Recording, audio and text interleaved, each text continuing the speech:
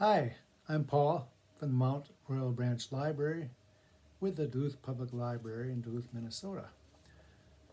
This is Wednesday, April 15th. We're still working at home, the city is, and probably a lot of people in this community are. I'm with you today to read you another piece.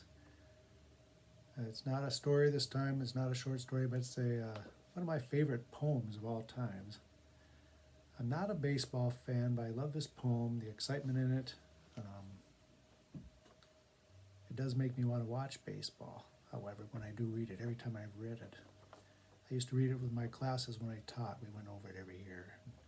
It's called Casey at the Bat. Many of you probably have heard it. Maybe some even memorized it from childhood. It's by Ernest Thayer.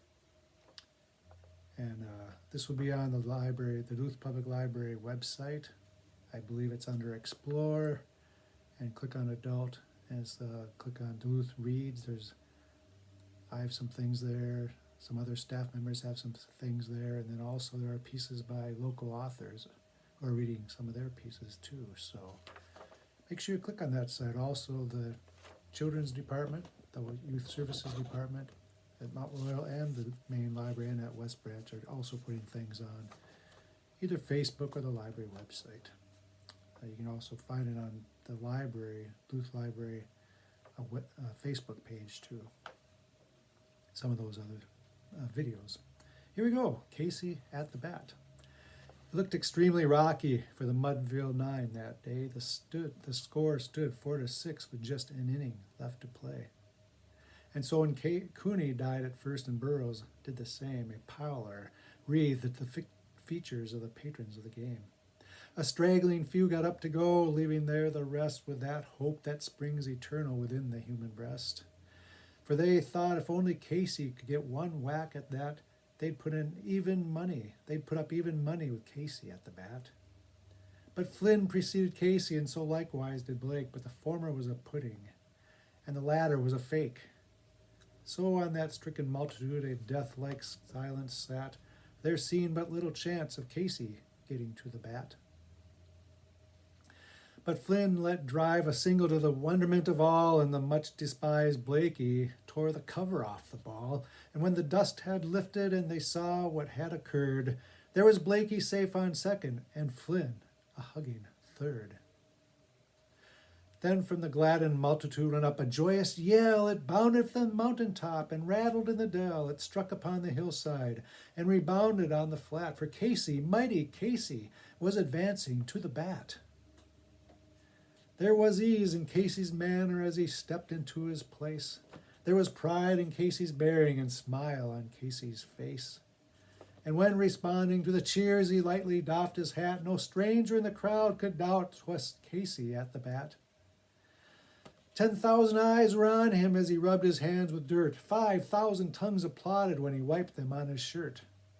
Then while the writhing pitcher ground the ball into his hip, defiance glanced in Casey's eye, a sneer curled Casey's lip. And now the leather-covered sphere came hurtling through the air, and Casey stood a-watching it in haughty grandeur there. Close by the sturdy batsman, the ball unheeded sped. "That ain't my style," said Casey. "Strike one," the umpire said. From the benches, dark with people, there went up a muffled roar, like the beating of the storm waves on a stern and distant shore. "Kill him, kill the umpire," shouted some from the stand. It's likely they'd have killed him if Casey did not raise his hand. With a smile of Christian charity, great Casey's visage shone. He stilled the rising tumult and bade the game go on. He signaled to the pitcher, and once more the spheroid flew, but Casey still ignored it. The umpire said, "Strike two!" "Fraud!" cried the maddened thousands. The echo answered, "Fraud!" But the scornful look from Casey and the audience was odd. They saw his face grow stern and cold. They saw his muscles strain. And they knew that Casey wouldn't let that ball go by again. The sneer is gone from Casey's lip. His teeth are clenched with hate. He pounds with cruel violence his bat upon the plate. And now the pitcher holds the ball, and now he lets it go. And now the air is shattered by the force of Casey's blow. Oh, somewhere in this favored land the sun is shining bright. And the band is playing somewhere, and somewhere hearts are light. And somewhere men are laughing, and somewhere children shout. But there is no joy in Mudville. Mighty Casey has struck out. Casey at the Bat by Ernest Lawrence Thayer. Again, this is Paul from the Mount Royal Branch Library with the Duluth Public Library in Duluth, Minnesota. We hope you're well. We're happy you're viewing these. Give us an email. Tell us what you think.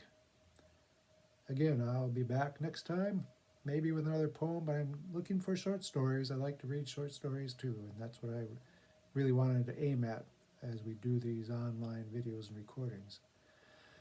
So with that, a happy Wednesday. Blessings on your day, and be safe and well. Until next time, bye-bye.